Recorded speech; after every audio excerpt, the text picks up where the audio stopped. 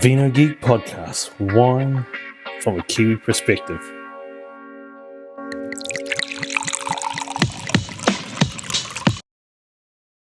Okay, what's the difference between Pinot Noir and Shiraz, or Chardonnay and Sauvignon Blanc?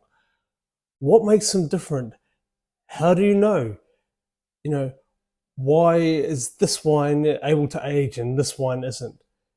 We're answering those questions today. For some of you, it might be sort of 101. For others of you, it's like, wow, someone's talking about this.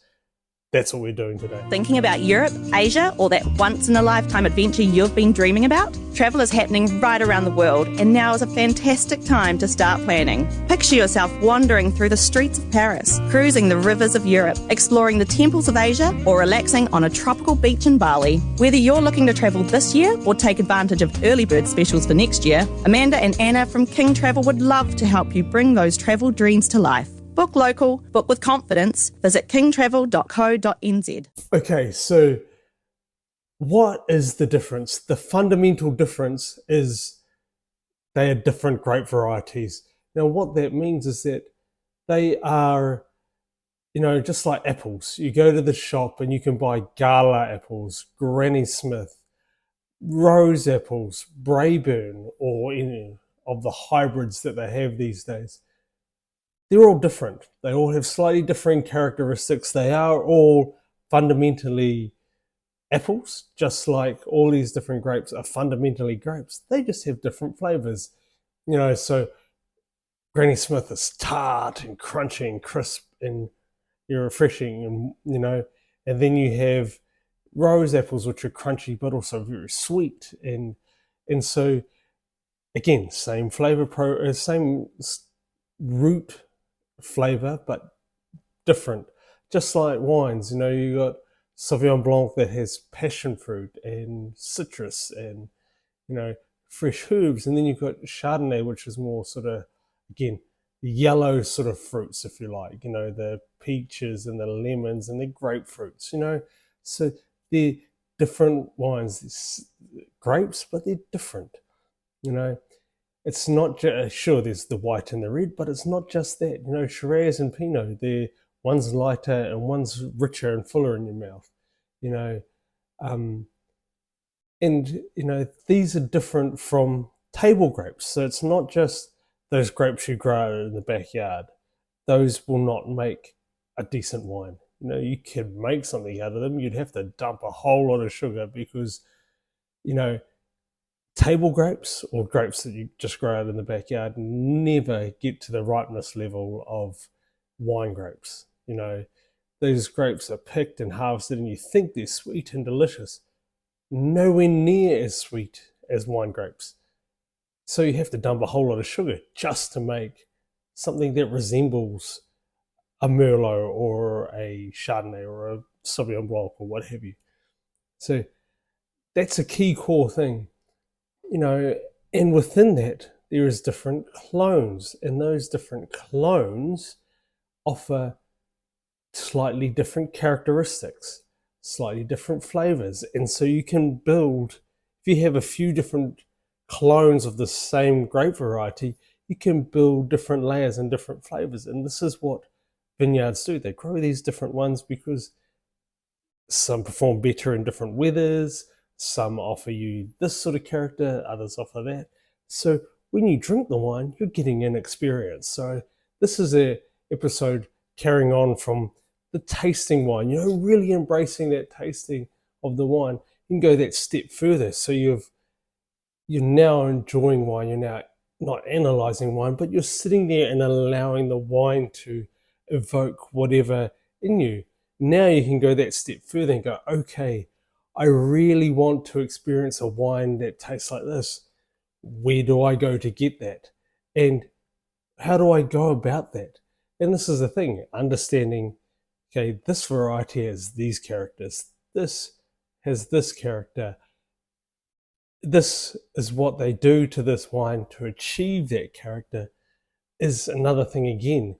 And so you start putting all this information together and you can start picking wines that potentially are outside your comfort zone, but right in your comfort zone at the same time. So you're trying different things and you're experiencing different things and you're understanding how it works. I mean, this episode, part of this was a catalyst because I was talking to Murray Lynn at Scenic Cellars, or the merchant. She is, she took my job. She looks after the wine on the shop floor, and she had a customer that loves the Saddleback and the wines of that ilk, and the guy brought a bottle of French wine from Ventoux, which is in the Rhone Valley, and it's Grenache, Syrah, and Carignan. And Grenache and a fruit-forward Pinot Noir should be reasonably similar, if you like. But that Carignan brings us, and just the way it's made, brings a savouriness to the wine that obviously didn't like. I appreciated it very much and really enjoyed that style because it's not too heavy, but it has a bit more, it's not just fruit. And so that, coupled with the fact that I feel like a lot of people drink Pinot Noir, especially Central Otago Pinot Noir, when they really don't like Pinot Noir. They like a fruit-forward, plump, juicy red wine, and that just so happens that Central Otago is the cool thing to drink, so they drink that, where if you know the fundamentals and the characteristics of each different wine, you can then purchase wines that are more to your taste. You can start looking into it a bit more, and then you're going to get that experience you want. So you can trust that your instincts on this wine gives you what you want, and you take it home and you can sit there and really just allow it to take you over and just enjoy the moment, which is what wine is supposed to be. As I said in the previous episode, it's not just an alcoholic beverage. It is supposed to be an experience that we have and we get to enjoy and share, and when you have these wines and you can start buying these wines that are really going to give you what you're looking for, it enhances that experience. For me, there are Pinot Noir out there that tick that box, but they're not really Pinot Noir. You're scraping the surface, if you like. I remember years ago at the Merchant, we had a we picked up this library stock, if you like, this older vintage Pinot Noir.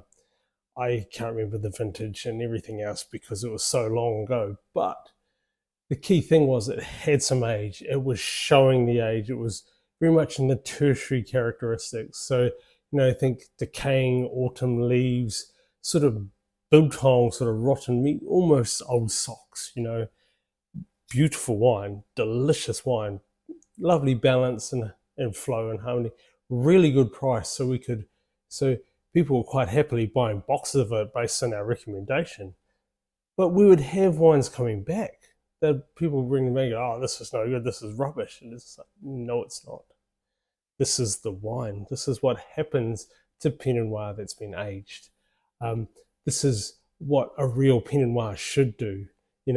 Not a wine that you drink after, you drink, and in a couple of years it's fallen over, because it's not made to last. It's just made for that instant gratification, as opposed to being something that you just can really sink your teeth in and enjoy.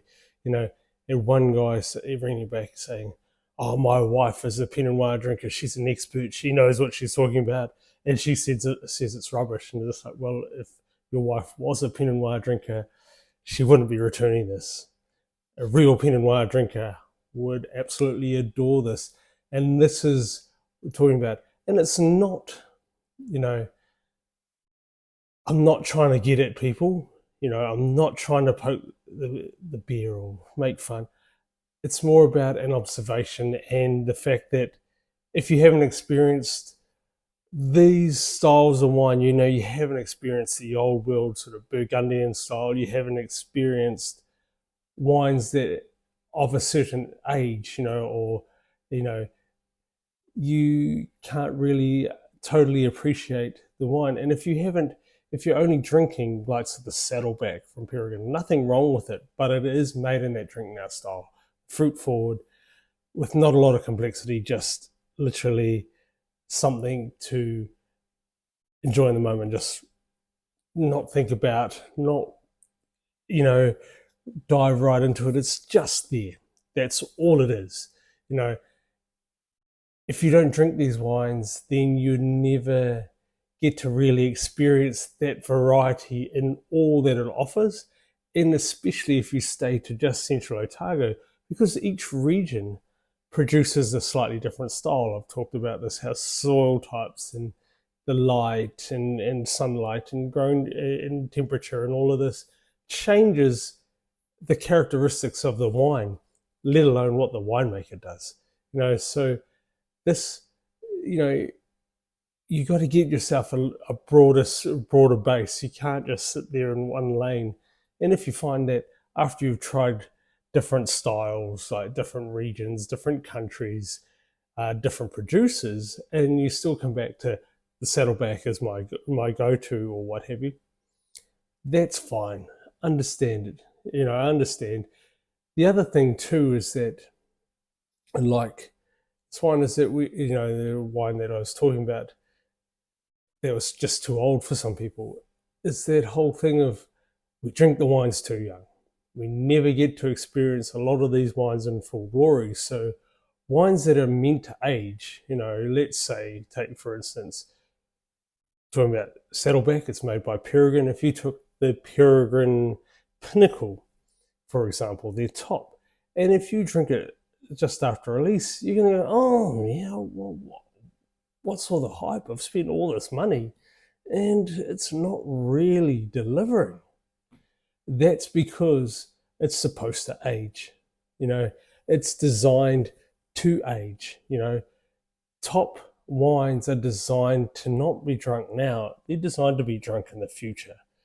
They're the ones that you buy for a special time, a special occasion that's coming up, maybe an anniversary or a significant birthday or what have you. Those are the wines for those times. You know, there is a middle tier where you get that higher quality, but they can still be drunk young, although they like moderate amount of aging. That's sort of your more short-term, everyday drinking. And then obviously you have your Saddleback, which is just having a barbecue, a couple of mates around, whip the cap off and just drink it, you know, happy. And this is the problem, is that these people that maybe have only ever drunk, you know, these wines, these entry level, like a cheaper Shiraz or a cheaper Pinot or what have you, once they do try something better, they try it on release and it's only a couple of years old, it's not that great. However, there is the flip side, that if it's too long, you know, if it's right in its tertiary, like at its peak, sort of falling over the other side, that it can also be not appreciated because it's too far for most people and they've never experienced that, because pretty much all wines get to the same point in the end. You know, they sort of taper towards, especially the reds, they sort of almost taste the same in the end. You know, Cabernet and the bigger reds, the tannin drops right out and you're left with these more savory, earthy sort of notes, you know, dried fruits as opposed to fresh fruits. And then Pinot Noir, the acidity drops and the fruit changes as well, and you end up with, and so weight, you know, that fruit weight and everything is attached to the tannins and all that, and the color components. So the color drops, the flavors drop, so they settle out of the wine, and that's a sediment. That's a settling out over time, and so the wines change and they almost morph into each other, slight variations, but if you were to give them a broad characteristic, they all taste very similar. And if you're not prepared for that, then the wines don't taste as good as they could have. Well, we're going to end that part there, you know, because I'm talking about all these things. but we want to go back to the root thing. We want to go back to the grape varieties. So yeah, grape varieties, they are what make wines different. That's the root thing. Then all these other subsidiary things come next. And so if you like rich, plummy, ripe things, go with that with a bit of spice. Go with Shiraz. If you like the plumminess and a little bit of herb, go with the Merlot. We we shouldn't get caught up in what is cool, what is trendy. We should try and go to a wine store, a specialist wine store, and say, these are the flavors that I like. What can I drink that has these flavors? If they're any good, they'll be able to pull something out and go, here you go, take that with you. Thanks for coming. When people used to come and see me, come into the merchant, and I'd be talking to them, I'd say, okay, what do you like to drink normally, or what flavors do you like? As I said, asking those questions, leading questions that lead me towards what you'd potentially like, and it could be that, and people answer it differently. They might actually pick a specific wine, but they want to try something different, or they don't know, they can't really pinpoint it. They say, I want something smooth and easy, or what have you. You get all these different myriad of questions. The more accurate you can be with the flavor and things like this, the easier it is for those people to make that choice. So lock into what you like, lock into the flavors, and go with the flavors rather than going with, Central Otago Pinot Noir is what everybody drinks. I need to drink Central Otago Pinot. Or I've heard that Bordeaux is the best red wine. I better drink Bordeaux. Not necessarily the case, because if you don't like those styles of wine, then you're not going to really like it. I mean, again, another story that comes to mind, I recently brought along. It shares the name with one of the best producers of Bordeaux there is, Cheval Blanc, but it's Domaine de Cheval Blanc. Very cheap. Like, it's not in its league at all. But, I was talking again to Marilyn about it because it was from Scenic Cellars at the Merchant. And, it's that whole thing that it is more savory, it is lighter, but it has tannin. So the tannin gives it that body. The fruit doesn't give it the body. Where comparing it to an Australian wine that, that was also on the table as I was weighing it up, it is more fruit forward, riper, richer fruit, less of the tannin. So, I went with the Bordeaux because I love big finishes. I don't really like that big jammy upfront fruit flavor. I like clean fruit. I like fresh fruit. I like old fruit. I don't like jammy, overripe fruit. Don't like cooked fruit. I want, if I'm drinking wine, I want it to be fresh, or I want it to be savory. And so to get, that's the types of things you need to look at. Don't buy wine just because somebody else said it was good or this is what's trending. Buy what works for you, what flavors you like. And, the more you can discover what flavors you like, the better, and allow people to guide you, allow people to go, okay, yeah, you try this grape variety, it's Montepulciano. It's very similar to Merlot, just like you like. Move and develop like that. It might be that you prefer a Chardonnay that has very little oak. You can start marrying it up to the producer. Find a producer that doesn't like to use a lot of oak or likes to use older oak. You don't have to buy the big bite on a table oaky buttery Chardonnay that other people like, that is that is very popular, like the Californian style. If you don't like that flavor, don't buy it. Don't feel like you have to drink Pinot Gris because everybody else drinks Pinot Gris. You can drink an unoaked Chardonnay and get the same joy, this everything, maybe more if you did like Chardonnay. You know, there's you don't have to be tied down but you just have to, yeah, just allow yourself to enjoy wine, to experience it, just to allow it to move with you, you know, and mold with you. There's so much wine out there that is waiting for the right people. You know, at Lionel's, there's a waitress. She doesn't really drink wine. I gave her the Riesling we sell by the glass. She went, "Oh, what is this? This is delicious." She doesn't like wine. And anything else I threw at her, she was just like, "Oh, I can't really, no, not for me."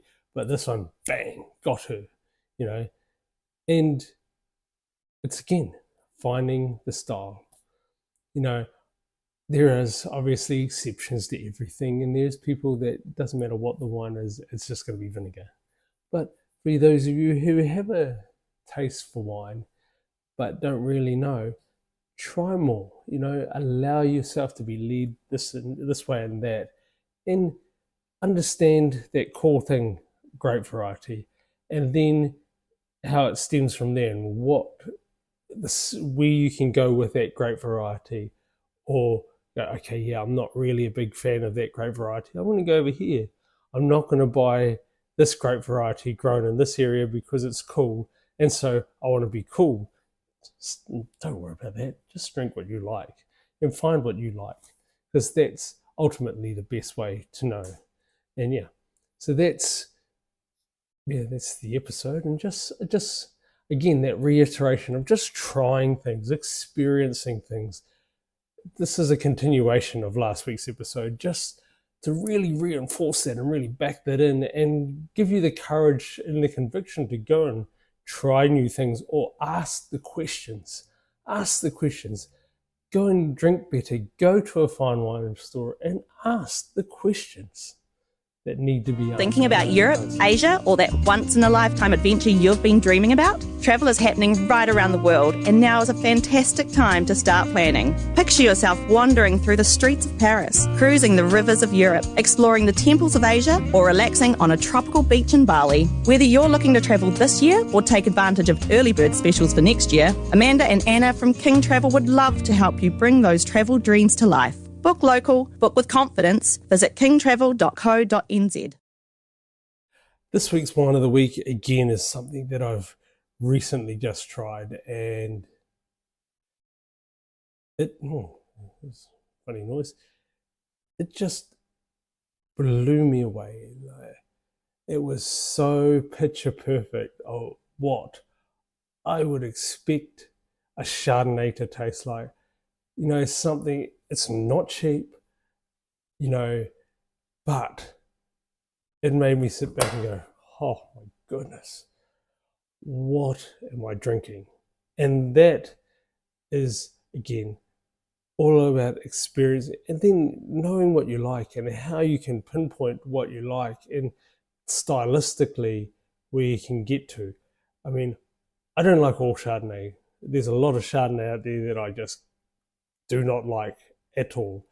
But good Chardonnay is great Chardonnay, and this one's a great Chardonnay. So it is the Smith & Cheth Cru Howell Chardonnay 2024. It is Hawke's Bay fruit from the Stella 2024 vintage, and it really shows. The colour is a bright straw yellow. The nose, there's some mealiness, there's lovely citrus, sort of grapefruit, a bit of flintiness. I noticed some sweeter sort of vanilla tones to it, and some apricot, which was really interesting, and a little bit almost like apricot kernel, which I do enjoy. Big Viognier fan, so that's a character of Viognier. The palate was just smooth and generous and lovely. It was lovely mid-weight. It wasn't too big, because Kiwi Chardonnay shouldn't be, in my opinion. It was just laden with silky fruit. The fruit was just silky and, you know, harmonious with the lovely acidity, the mineral-like acidity, that Moorish acidity coming through. You know, and lovely toasty sort of smokiness on the finish. Apparently the barrels they use are barrels that have this real smoky line to them, and you can taste it in the wine, and it just gives that little extra edge, and it's just super long. Like I was, I just it was still lingering in my mouth long after the wine, and this is picture perfect. It's what for me Chardonnay should taste like. Chardonnay should be like this. We get everything, but it's not overblown. It's not super buttery. It's not super in your face with oak. It's not super. The fruit isn't just like tropical fruit and stewed or baked stone fruits. It should be just pure and pristine and have this lovely poise and grace, but still be Kiwi. There's no point in trying to make Burgundian style wines, and this is one thing I think that Steve Smith from Smith and Sheth really hones in on, is making wines that are Kiwi. He, for those of you who don't know Steve Smith, he started Craigie Range, and that's a key fundamental thing, is that while you can still nod to the past, you have to keep it contemporary where you are at. And that's what this wine is. I mean, I don't need to tell you what Chardonnay goes with. It goes with, you know what it goes with. As far as cellaring goes, for me, I used to say 6 years for a really good Chardonnay, but now I extend that longer. You can give this a decade, but again, I would, if I had the money and I wanted to really get in and enjoy this, I'd buy 12 bottles and you just try it periodically and you go, over maybe once a year or one every 2 years, and probably 2 years is probably better, because then you get to enjoy a lot when it's right in the zone. And you go, oh yeah, no, a little bit longer, then wham, you can drink it. Okay, being said, you want to know the score. The score for me, 97 out of 100. Great wine. Loved every minute of it. Yeah. So yeah, that wraps up the episode. You had the wine of the week. And just get out and try. Get out and enjoy. And start understanding those grape varieties better. You understand the grape varieties better and the flavors they offer. You can start tailoring the wines to what you want rather than what you think you should drink. So until next time, Santé, Barak.